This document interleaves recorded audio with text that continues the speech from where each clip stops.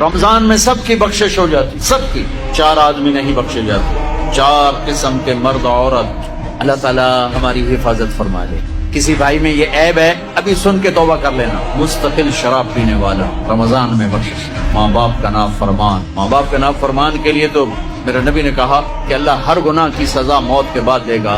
ماں باپ کے نافرمان کو یہیں سے شروع کرے گا اور آگے تک لے کے جائے گا۔ کفر شرک کی سزا بھی موت کے بعد ہے، زنا شراب جوئے کی سزا سود کی موت کے بعد ہے۔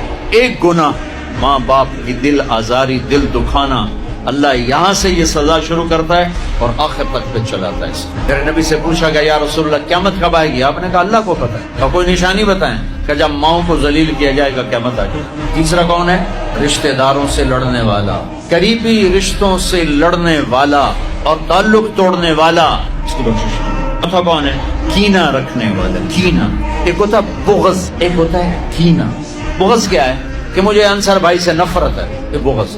اور کینہ کیا ہے؟ کہ میں ان کو نقصان پہنچانا چاہتا ہوں۔ تو یہ 4 برائیاں معاف نہیں ہیں۔ ہاں کوئی توبہ کرے تو سب معاف ہوگا، سب معاف ہوگا، سب معاف ہوگا۔